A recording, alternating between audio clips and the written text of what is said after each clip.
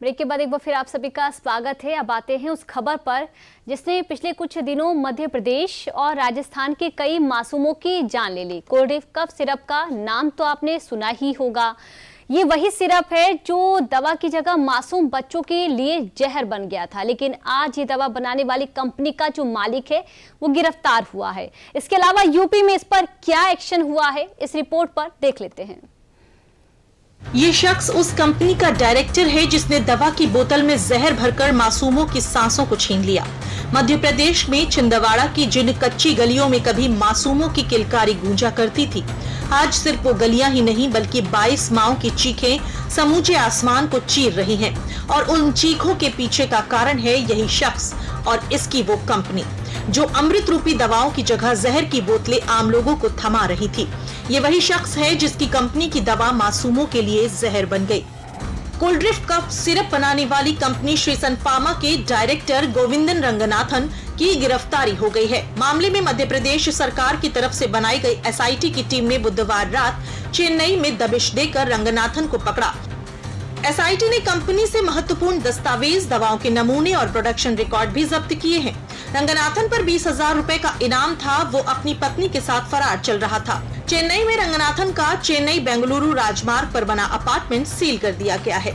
सिर्फ यही नहीं, कई बच्चे अब भी जिंदगी और मौत के बीच जंग लड़ रहे हैं। लगभग 15 बच्चे किडनी फेल होने के बाद महाराष्ट्र के नागपुर में भर्ती हैं और इन बच्चों के परिजनों के साथ मध्य प्रदेश सरकार डट कर खड़ी हुई है। छिंदवाड़ा में जहरीली दवाई के आधार पर जो बच्चों की दुखद मृत्यु हुई या वो बीमार हुए, इसके खिलाफ हमने तुरंत एसआईटी का गठन किया था। और आज मुझे जानकारी दी गई कि हमारी पुलिस ने न केवल तमिलनाडु के अंदर उस दवा निर्माता को पकड़ा है, दबोचा है, ये बात वो बताती है जिसके कारण से हमारी सरकार इन कामों के कारण जानी जाती है जो दक्षता के आधार पर होते हैं। दोषी कोई भी हो, हमारी सरकार उसको छोड़ेगी नहीं। जहाँ से मिलेगा वहाँ से पकड़ के लाएंगे, उसके खिलाफ कठोर कार्रवाई करेंगे। ये हमारी सरकार का हमारी अपनी साख भी है और यशस्वी प्रधानमंत्री के आशीर्वाद से ऐसे किसी गलत काम को हम बर्दाश्त करने वाले नहीं हैं। और खासकर बच्चों के लिए तो हमारे लिए मन में संवेदना भी है। कोई भी अव्यवस्था या कोई व्यवस्था में कहीं कमी पाई जाएगी, हमारी सरकार इसी प्रकार से कठोर कार्रवाई करेगी। मैं एसआईटी के गठन के समय भी मैंने बोला था और आज मैं पुनः इस बात को दोहरा रहा हूँ कि दोषी कोई भी हो, हम उसको छोड़ने वाले नहीं। उधर कफ सिरप पीने के बाद किडनी फेल हो जाने से जान गंवाने वाले बच्चों की संख्या बढ़कर 24 हो गई है। बुधवार की दरमियानी रात छिंदवाड़ा की उमरेठ तहसील के पचधार गांव के 3 साल के मयंक सूर्यवंशी ने इलाज के दौरान दम तोड़ दिया। वो भी 25 सितंबर से नागपुर मेडिकल कॉलेज में भर्ती था, लेकिन अफसोस उसकी जान भी चली गई। और ये मामले सिर्फ मध्य प्रदेश तक ही सीमित नहीं है। राजस्थान में जहरीली सिरप से बच्चों की मौत हो चुकी है और अब ये मामला सुप्रीम कोर्ट पहुंच चुका है। इस मामले को लेकर दाखिल की गई एक जनहित याचिका पर सुनवाई करने के लिए एससी राजी हो गया है। सीजेआई BR गवई, जस्टिस उज्जवल भुयान और जस्टिस के विनोद चंद्रन की पीठ ने इसे तत्काल सुनवाई योग्य माना। सुप्रीम कोर्ट इस मामले में 10 अक्टूबर को सुनवाई करेगा। इस बीच विश्व स्वास्थ्य संगठन यानी WHO ने भी इस मामले में सवाल किया है। WHO ने भारतीय अथॉरिटी से पूछा कि जिस कफ सिरप को पीने से ऐसी घटनाएं हुई हैं, क्या उन्हें दूसरे देशों में भी भेजा गया है, क्योंकि अगर ऐसा हुआ होगा तो ये सिर्फ भारत की ही नहीं दूसरे देशों के लिए भी चिंता है। WHO ने ये सवाल ऐसे समय में उठाए हैं जब कफ सिरप पीने से लेकर तमाम चिंताएं जाहिर की गई हैं। जांच में पता चला है कि कफ सिरप में डाइथिलिन ग्लाइकॉल यानी DG ज्यादा पाया गया है।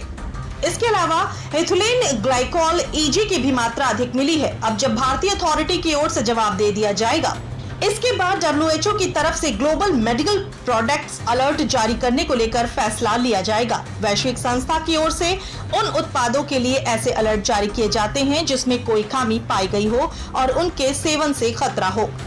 संयुक्त राष्ट्र की ओर से ऐसा पूछना एक रूटीन प्रक्रिया है। इस बीच भारत के ड्रग्स कंट्रोलर ने सभी राज्यों और केंद्र शासित प्रदेशों को पत्र लिखा है और आदेश दिया है कि किसी भी फार्मा उत्पाद को बाजार में भेजने से पहले पर्याप्त चेकिंग की जाए। एजेंसी ने कहा कि कुछ जगहों पर निरीक्षण में कमियां पाई गई हैं। इधर यूपी में भी कफ सिरप को जांच और छापेमारी की कार्रवाई जारी है। यूपी में लगातार जांच और नमूने लेने का सिलसिला जारी है। यूपी के सभी जनपदों में व्यापक स्तर पर चलाए गए अभियान के अंतर्गत बुधवार तक कफ सिरप की जांच की गई। इस दौरान श्री सन फार्मा की कोल्ड ड्रिप सहित कई अन्य कोई दवाएं भी किसी जिले में नहीं मिली। वहीं सभी जिलों से कई दूसरे ब्रांड के फर्मों द्वारा बनाए गए कफ सिरप के कुल 364 नमूने भी जांच के लिए इकट्ठे किए गए। ये नमूने लखनऊ जन विश्लेषक प्रयोगशाला भेजे गए। जहरीली कफ सिरप से हुई मौत के बाद यूपी में हाई अलर्ट बना हुआ है और इस जांच के साथ ही यूपी सरकार ने इस कोल्ड ड्रिप सिरप पर प्रतिबंध लगा दिया है। देखिए, कफ सिरप को लेकर के देश में जो चर्चा चल रही है उसमें हमारी सरकार ने उस पर प्रतिबंध लगा दिया है। हर स्थिति में हम अपने प्रदेश के लोगों के साथ हैं।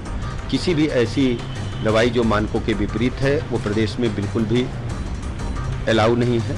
और मैं आपको स्पष्ट कर दूं कि हमारी सरकार ने आज तक इस प्रकार के किसी कफ सिरप को परचेजिंग नहीं की। यूपी में इस दवा के साथ अन्य प्रतिबंधित दवाओं को लेकर भी सतर्क हो गया है।